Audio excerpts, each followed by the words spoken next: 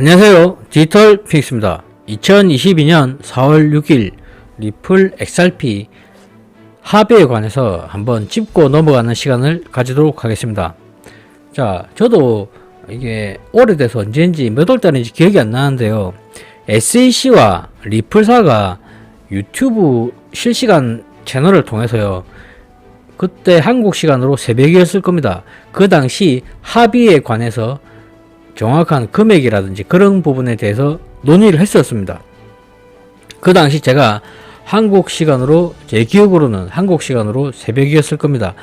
아마 시청해 주시는 분들 중에서 저처럼 그 당시에 실시간 합의에 관한 방송을 보신 분들이 계실 겁니다.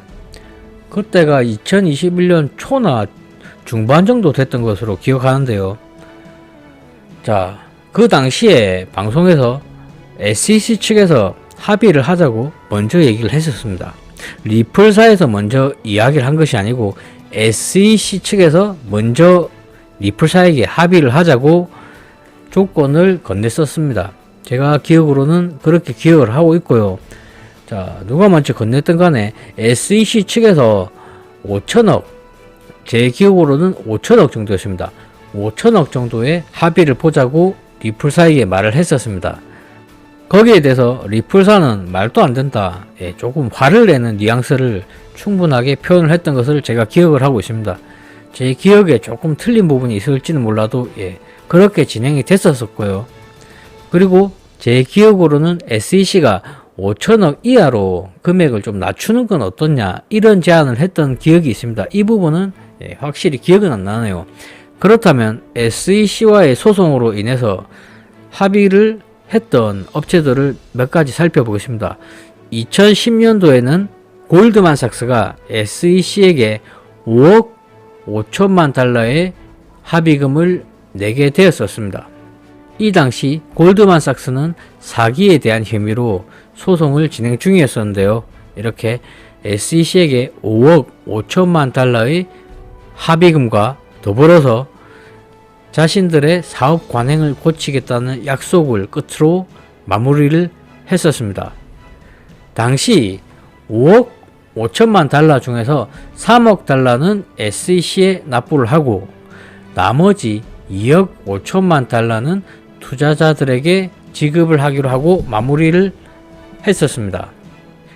그리고 최근에는 2022년 2월 15일에는 블록파이가 SEC에게 1억 달러를 합의금으로 지불하게 됩니다.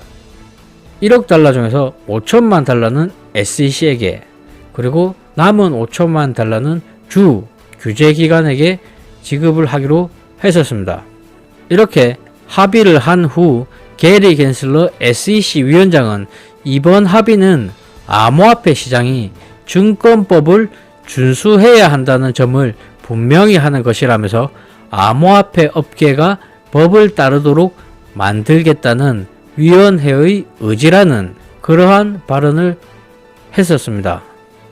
또한 2020년 12월 18일에는 미국의 로빈후드가 SEC에게 6,500만 달러를 지급하기로 합의를 했었습니다.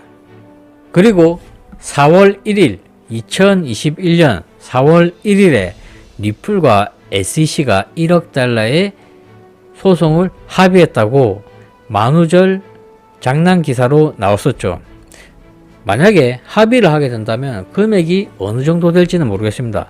하지만 제가 이전에 SEC와 리플사의 유튜브 방송을 볼 때 그 당시에도 리플사는 5천억 정도에 되는 합의금을 거절했습니다. 그 당시 거절한 점, 그리고 법조계에서 2022년 4월 이번 달에 어느 정도 SEC와 리플사가 합의에 다다를 수도 있다고 이야기하는 점, 그리고 현재 상황이 리플사에게 상당히 유리한 점을 생각을 한다면 합의를 한다 하더라도 최소한의 금액 정도로 합의를 보지 않겠나, 그런 생각을 하고 있습니다.